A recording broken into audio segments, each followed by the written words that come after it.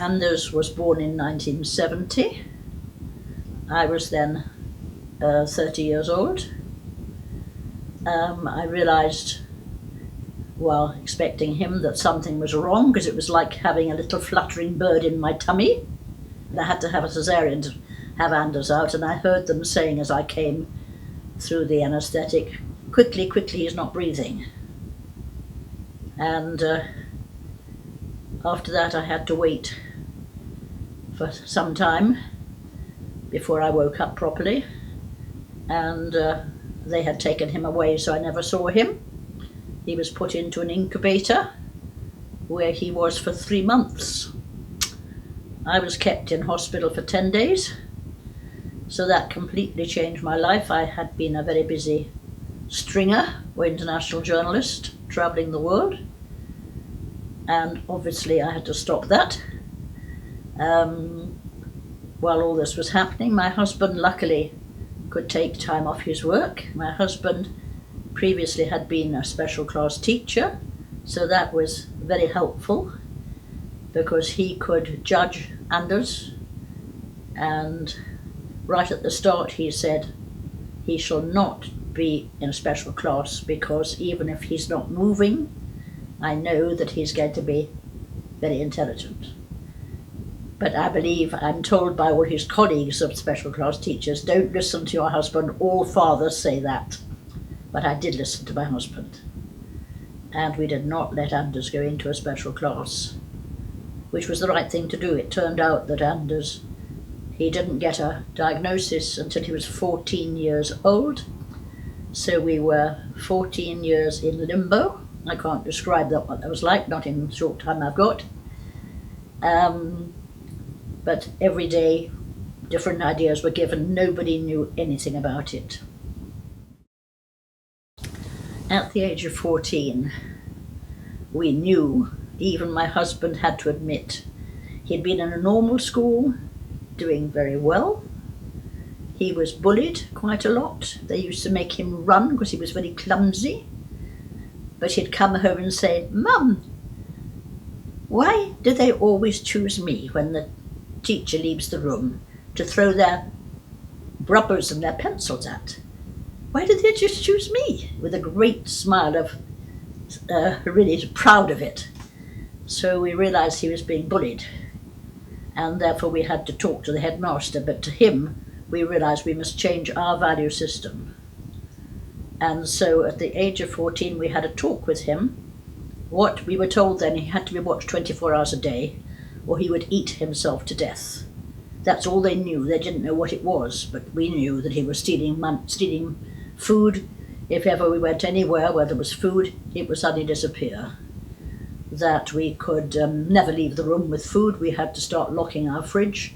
We locked the doors. He was very clever. He always found out how to get the keys or how to get in.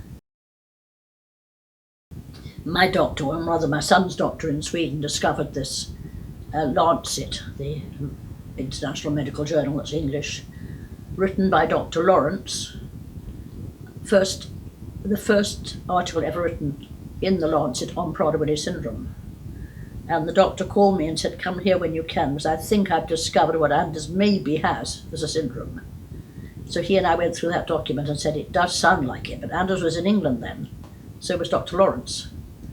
So when I went to see Anders at half term, I somehow found Dr. Lawrence, took Anders with me, who confirmed the diagnosis. Difficult to say anything for the future because it was so new, nobody knew except being watched 24 hours a day. We kept Anders in that school, he loved it, for 2 years. It wasn't a special school, but they very kindly had a student who sat beside Anders, could help him if he didn't understand English.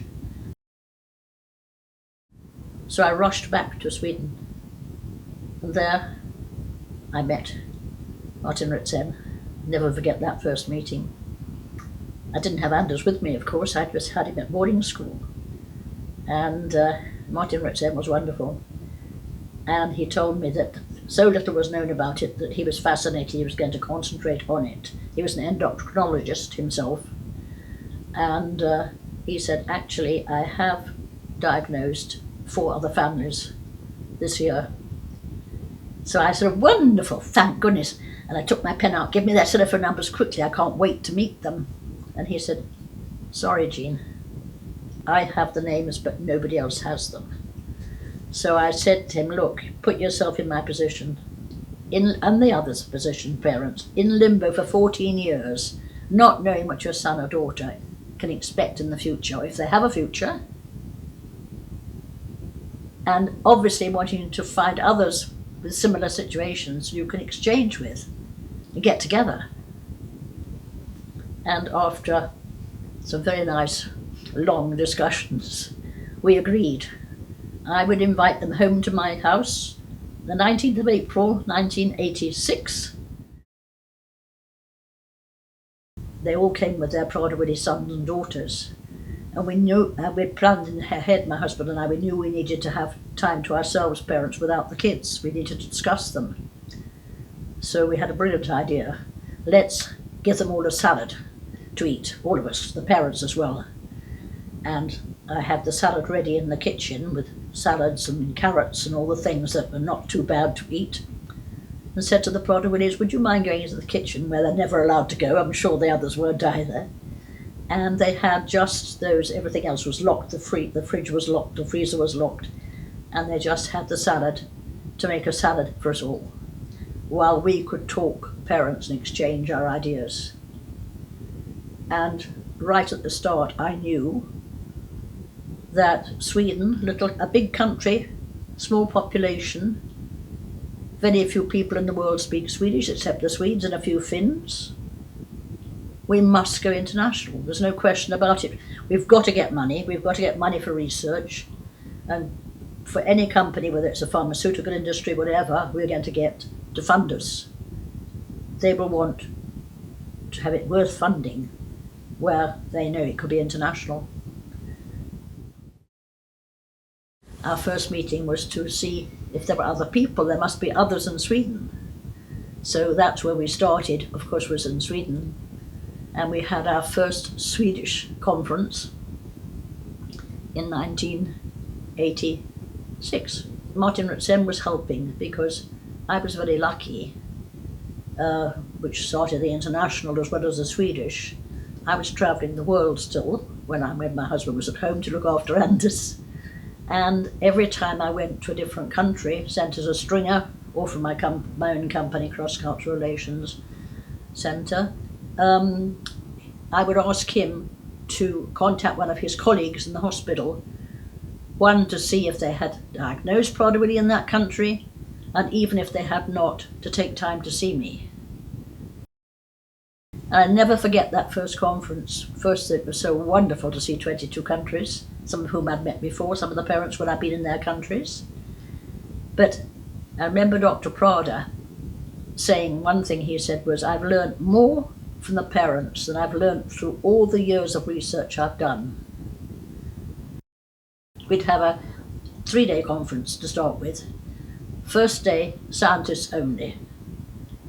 Parents could attend but not interrupt to ask questions. Second day, the opposite, parents only. Doctors were welcome to attend and answer any questions we had, and the poor things were drowned, of course. And the third day, including, we would all meet together with our Prader-Willi children, who during the 2 days of conference had been looked after by the host countries'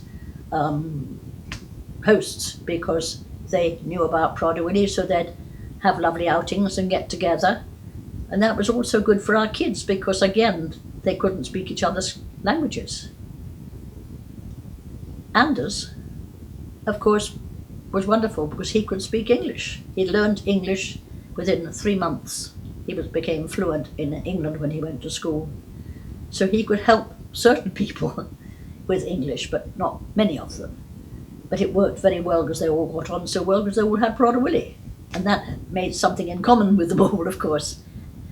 As it did with us parents, we had nothing in common, most of us, and yet we had everything in common because we had a son or daughter with Prader-Willi. And I remember Anders was 22 when that first conference started. And I remember Dr. Prada saying, they don't mind themselves, they don't notice. And I couldn't help myself. The bar afterwards, I said to him, it's not true, Anders asks every day, will my feet be as big as my father someday? And it turned out that Anders had mother's chromosome, 20%. So he took after me, not after his father. One of the silly things, which you have to get this into, I know, but one of the silly things that's quite interesting, still the same today, those with father's chromosome, 70%, are very good at doing jigsaw puzzles.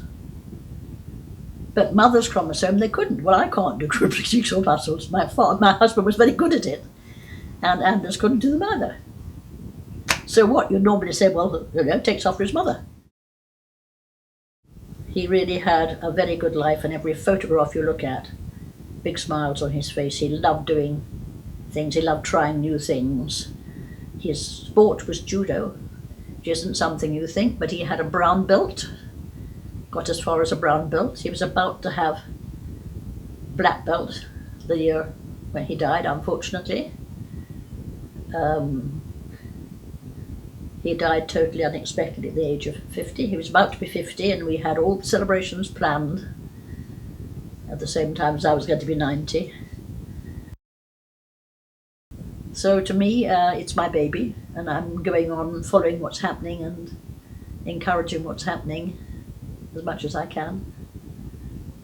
So good luck to everybody who has anything to do with Prada winning throughout the world, and it's so wonderful to have so much in common with all of you.